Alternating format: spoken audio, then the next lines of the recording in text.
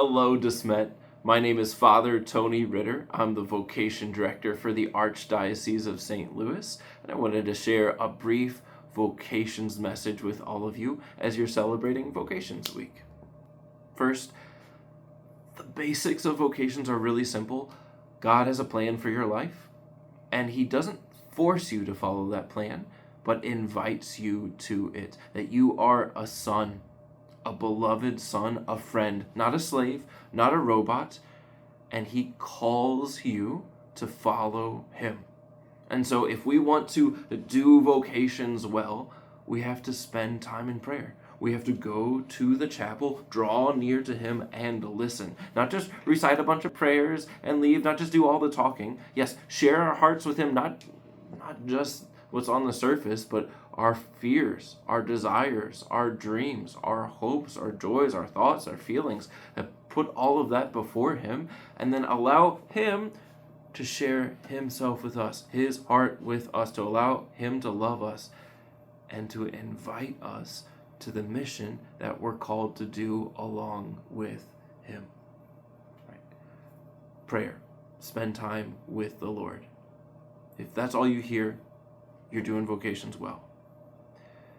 But I want to add to this, as we do that, it starts to bring up really deep questions, real fears and anxieties and insecurities that we carry along with us, right? A vocation means that I'm not supposed to live merely for myself here on this world, or merely to live for this world, that I'm called to live for heaven and to help bring souls to the Lord. And right, there's many different ways we do this. If you're called to be a father, you're called to do that by laying down your life for the sake of your wife and your kids. If you're called to be a religious, to lay down your life for the sake of your brothers, your community, and your charism.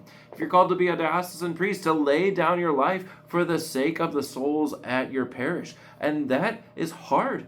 It requires a lot of generosity. And if I recognize in myself, I'm pretty small, and I'm pretty weak, and I'm pretty pathetic sometimes. And I can look at vocation and say, I'm called to that? To love that generously? To love as Jesus did on the cross? How? Or I'm too much of a mess. There's no way God could call me. I'm too unworthy. Or could God really satisfy the deep desires of my heart if I give that much to Him?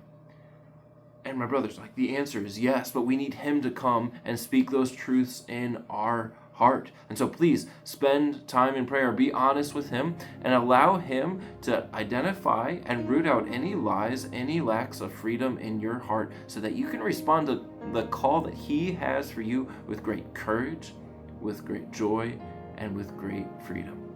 God bless.